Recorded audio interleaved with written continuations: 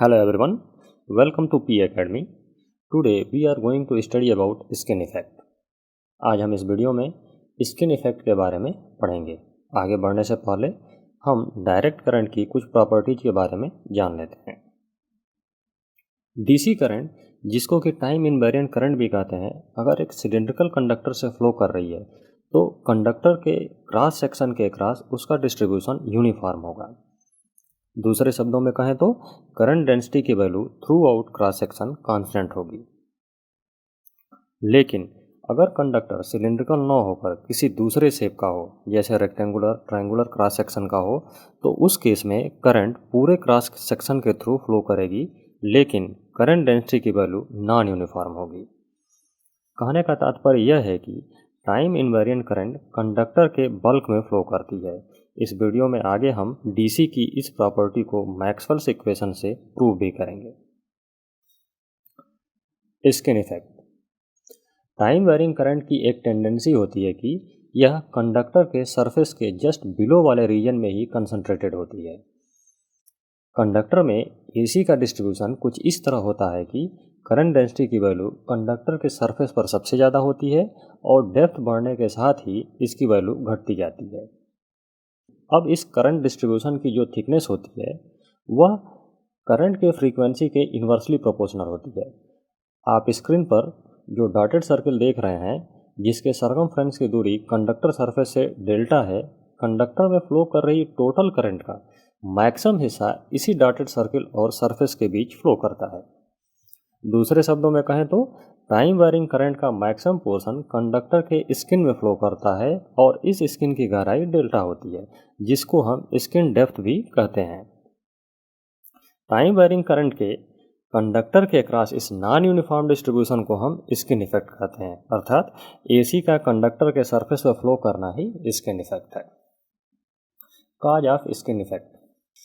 आप स्क्रीन पर एक सिलिंड्रिकल कंडक्टर देख रहे हैं। इस कंडक्टर में AC current bottom to top flow कर रही है। टाइम वेरिंग करंट के स्किन इफेक्ट के पीछे जो मुख्य वजह है वह है इलेक्ट्रोमैग्नेटिक इंडक्शन। जैसा कि आप जानते हैं, टाइम वेरिंग करंट एक time varying magnetic field create करती है। अगर करंट की वैल्यू इंक्रीज कर रही हो तो उस इंस्टेंट पर मैग्नेटिक फील्ड का डायरेक्शन एंटी क्लॉकवाइज होगा, जैसा कि फिगर में दिखाया गया है। यह टाइम वेरिंग मैग्नेटिक फील्ड एक time varying electric field generate करेगा, जिसको हम इंड्यूस्ड ईएमएफ या बैक ईएमएफ भी बोलते हैं।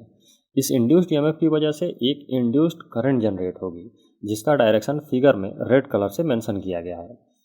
इस इंड्यूस्ड करंट से जो सेकेंडरी मैग्नेटिक फील्ड जनरेट होगा वह according to Lenz law primary magnetic field के अपोजिट होगा।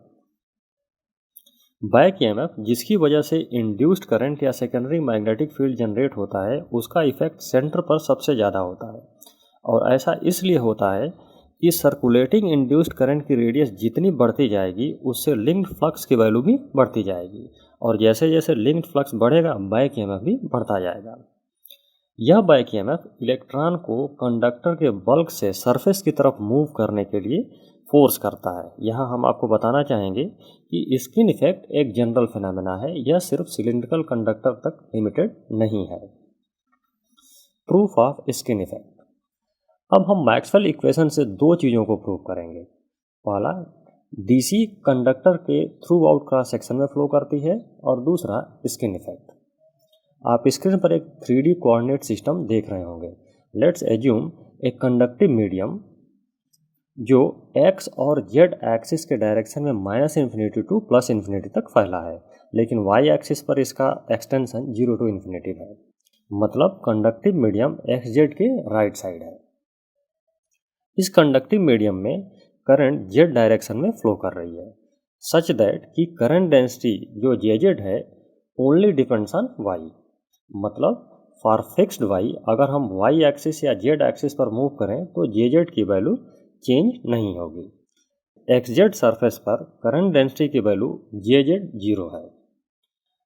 अगर आप ध्यान से देखें तो इस करंट की वजह से जो मैग्नेटिक फील्ड जनरेट होगा उसका bz कंपोनेंट 0 होगा, और by symmetry and right hand thumb rule आप ये भी देख सकते हैं कि dy कंपोनेंट भी 0 होगा। Now apply two Maxwell's equation. First one Ampere's law और second one Faraday law of electromagnetic induction. अब इन दोनों मैक्सवेल्स इक्वेशंस को हम अगर पॉइंट फॉर्म में यूज करें तो पहला इक्वेशन होगा del cross H equal to J. यहाँ कोई इलेक्ट्रिक फील्ड प्रेजेंट नहीं है तो हम del D by del T को ऑमिट कर दिए हैं। दूसरा इक्वेशन होगा del cross E is equal to minus del B by del T. क्योंकि यहाँ डीसी करंट फ्लो कर रही है इसलिए del B by del T की वैल्यू जीरो होगी। कंडक्टर के केस में करंट डेंसिटी की value J is equal to sigma times E होती है। So finally we get equation del cross J is equal to zero. अब हमको ये पहले से पता है कि J X and J Y both are zero and J Z is only function of Y. Then equation 2 reduces to del jz by del y is equal to 0 which ultimately reduces to dz by dy is equal to 0 क्योंकि jz केवल y का function है। और अगर हम इस differential equation को solve करते हैं then we get jz is equal to constant which is equal to jz0। इसका मतलब यह है कि DC का jz component which only depends on y is constant for all y which implies कि करंट थ्रू आउट कंडक्टर में flow कर रही है। अब हम एसी का एग्जांपल लेते हैं। सारी कंडीशंस पहले जैसी ही रहेंगी, बस डिफरेंस ये होगा कि current density J Z is now time varying. Now let's apply Maxwell's equation in point for del cross H equal to J equation 1 which implies del cross B is equal to mu times J. अगर हम दोनों side mu से multiply कर दें तो and second equation will be del cross E is equal to minus times del B by del t. अब यहाँ B time varying type का है। Then del cross E is equal to minus j omega B. As we already know J is equal to sigma times E, so equation 2 reduces to del cross J is equal to minus J omega sigma B. Now let's expand equation 1, del cross B is equal to mu times J. As we know that Bz is equal to 0 and by symmetry By will also be 0. Then equation 1 will be del Bx by del Y is equal to mu times Jz. Equation 1a. Similarly, we can expand equation 2 by knowing that jx and jy are 0 and jz is only function of y. And finally, equation 2 reduces to del jz by del y is equal to minus j mu omega sigma bx. Equation 2a. Now from equation 1a and 2a, we get equation 3. As jz is only function of y, so we get the final differential equation d square jz by dy square is equal to j omega mu sigma jz. This is equation 4. Equation 4 is a second order differential equation having solution like this. But jz doesn't exist for y less than 0, so above equation reduces to jz is equal to jz0 times e to the power minus ky, where k is equal to j omega mu sigma which is equal to 1 plus j times root pi of mu sigma. Thus, we get the final equation of current density as shown in equation 5.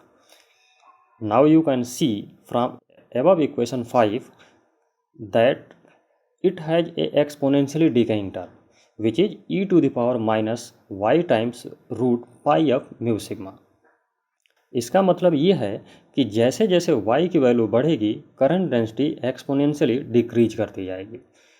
This is the inherent property of time varying current in conductor. We also conclude that as at y is equal to 1 by root pi of mu sigma, jz reduces to its 36.7% of jz0. This depth is called skin depth, which is delta is equal to 1 by root pi of mu sigma. Thank you. अगर हमारा ये video आपको पसंद आया तो please इसे like करें, subscribe करें और साथ ही अपने दोस्तों के साथ शेयर भी करें।